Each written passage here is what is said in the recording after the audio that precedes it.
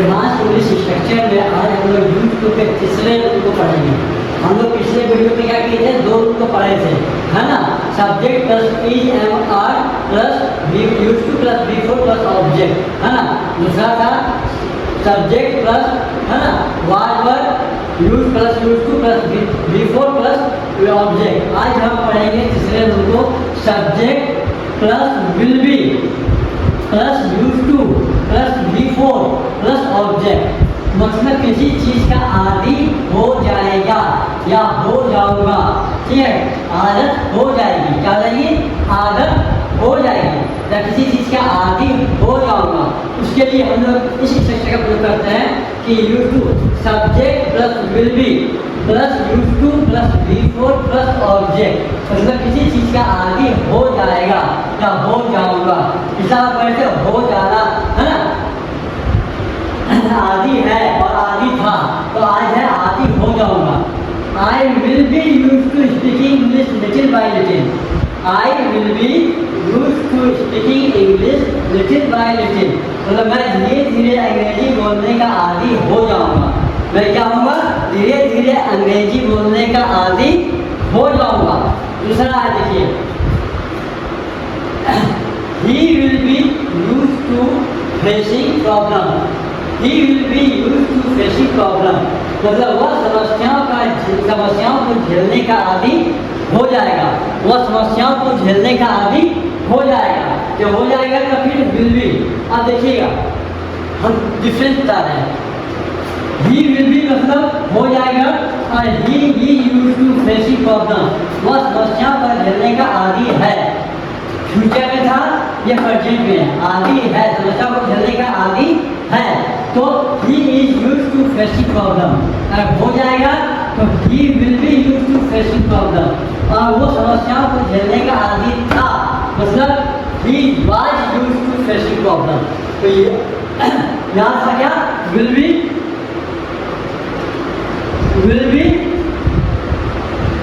is am are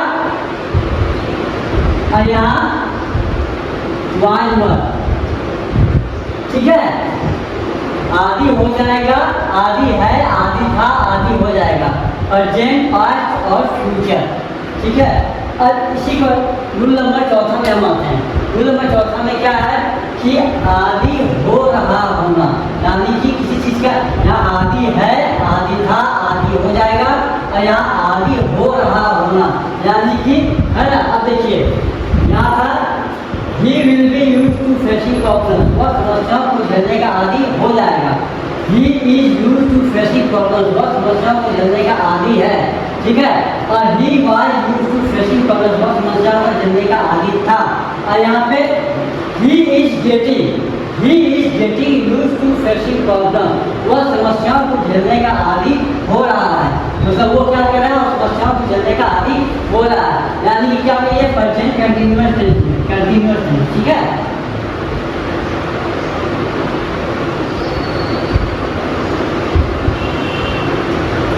ठीक है, present continuous किसी चीज का आदि हो रहा है तो वहाँ पढ़ेंगे गेटिंग।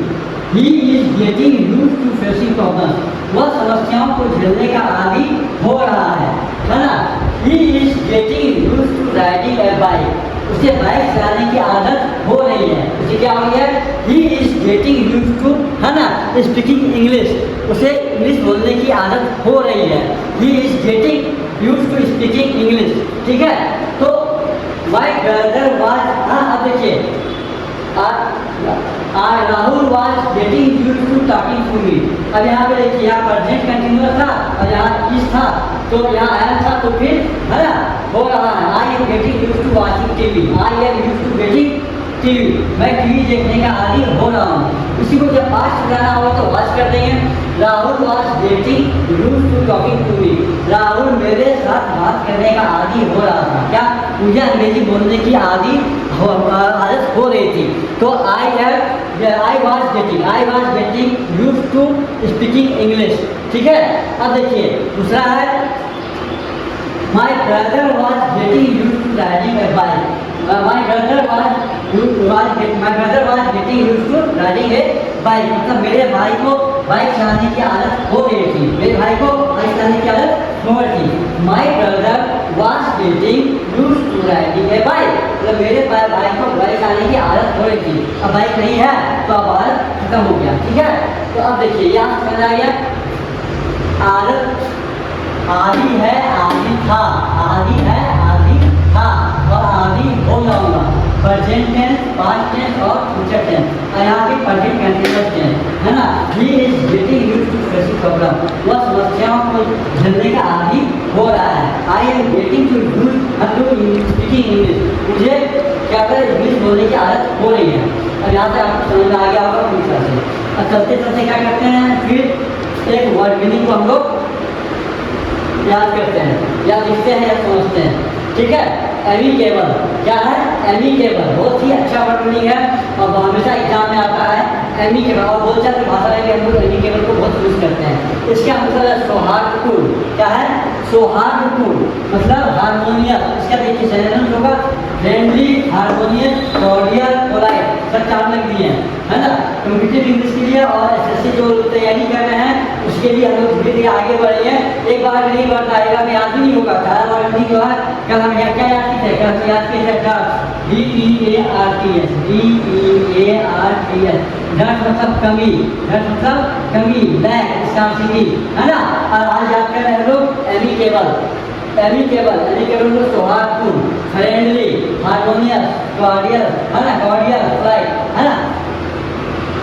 ठीक है, देखिए यहाँ पे एक सेंटेंस बनाते हैं लोग, despite so many differences, despite so many differences your conversation was है ना एमिकेबल, मतलब इतने सारे मतभेदों के बावजूद आप तुम दोनों की बातचीत सौहार्दपूर्ण बनी रही है ना। एमिकेबल, एमिकेबल का होता है सौहार्दपूर्ण, एमिकेबल में क्या होता है सौहार्दपूर्ण। और एक वर्ड बनाए थे डट, DERTS, जैसे बर्थ होते हैं ना BIRTH बर्थ, उसी तरह एक होता है डट, डट मतलब लैक या कमी, किसी चीज कमी। हाँ, दे हैव नो डट ऑफ मेमोरी पावर, उनके पास याददाश्त की कमी नहीं है। तो ना लैक मतलब एलएस के लैक मतलब क्या कमी, उसी को बोलते हैं डट, DEARTS डट। और दूसरा हो गया एमिकेबल, AMICABL, एमिकेबल मतलब हो गया सौहार्दपूर्ण, सौहार्दपूर्ण मतलब हो गया क्या फ्रेंडली, हारमोनियस है ना, कॉर्डियल, पोलाइट है ना।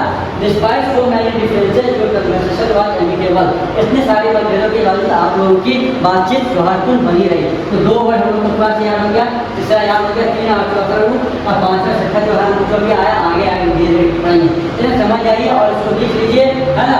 तो करके देखो फिर भूल जाइएगा एकदम, बहुत इतना अच्छा से कोई यूट्यूब में आपको समझाया नहीं गया होगा। ठीक है, जिस तरह से हम समझाया आदि है आदि था आदि हो रहा है और आदि है ना।